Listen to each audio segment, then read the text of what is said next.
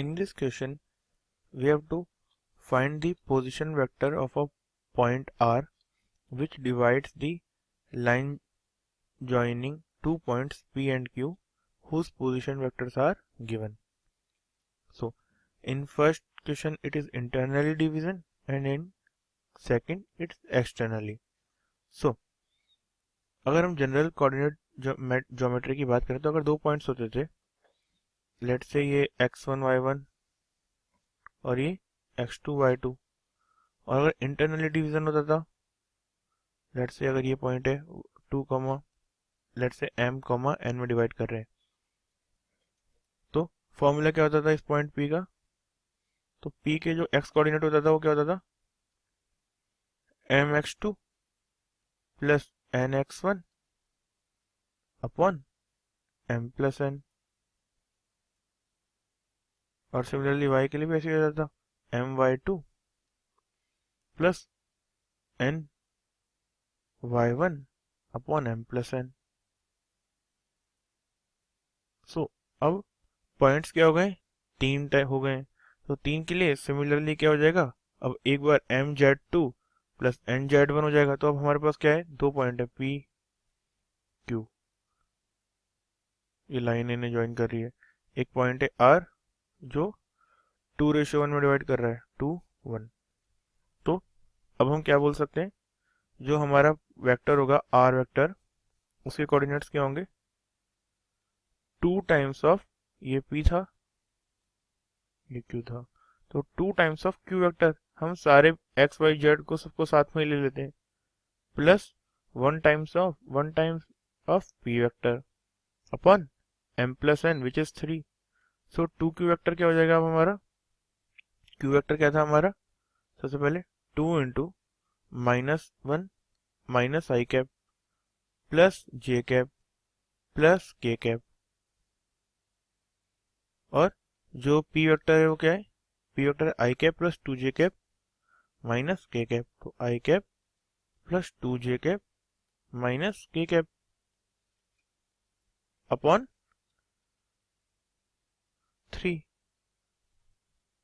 सो क्या होगा? -2 plus 1 is minus I cap, 2j plus 2j is 4j cap plus 2k cap minus K cap is K cap upon 3. So ये आ गए हमारे are. जब हमने इंटरनल डिवीजन किया था तब, तो ये हमारा फर्स्ट पार्ट का सॉल्यूशन आया. ये आ गया हमारा आर वेक्टर. अगर हमने यही एक्सटर्नली डिवीजन किया होता तो क्या होता? तो एक्सटर्नल डिवीजन के लिए अब हम क्या करेंगे? एक्सटर्नल डिवीजन के लिए फॉर्मूला थोड़ा सा चेंज हो जाता है.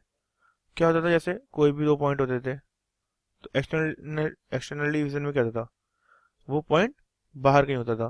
तो लेट्स से अगर वो पॉइंट आर यहाँ पर है, ये क्यू है, ये पी है, तो अब क्या होता था? अगर m रेशो n है, जैसे ये m है और ये n है, तो क्या होता था? अब की बार m इंटू क्यू के coordinate minus n into r के coordinate upon m minus n. अब ये होता था. तो अगर सेम अगर इस तरीके से हमारे r वेक्टर के कोऑर्डिनेट्स निकलेंगे, तो हमारा इसमें q वेक्टर क्या है? m की वैल्यू 2 है और n की वैल्यू 1 है, गिवन है. तो 2 इंटू अगेन हम क्या करेंगे? 2 into minus I cap plus J cap plus K cap minus n की वैल्यू 1 है और r क्या है? I cap plus 2j cap minus K cap, और अपॉन में क्या है? 2 माइनस 1 इज इक्वल टू 1. सो अब जो हमारा वेक्टर आएगा वो क्या आएगा? Now our vector is equal to -2 I cap और minus I cap is -3 I cap, 2j cap minus 2j cap is 0 के j कैप, और 2k कैप माइनस और माइनस मिलके प्लस हो जाएगा तो is equal to 3k cap. तो यहाँ से जो पॉइंट आया वो क्या आया? -3 I cap plus 3k cap. ये कोऑर्डिनेट्स आए किसके? आर वेक्टर के.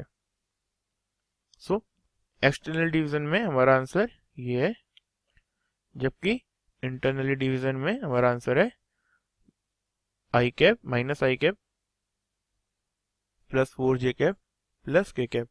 इसे रेड से मार्क कर देता हूँ। रेड वाला जो है ये हमारा इंटरनल डिवीजन है, और जो अब ग्रीन से मार्क है वो हमारा क्या है, वो एक्सटर्नल डिवीजन है।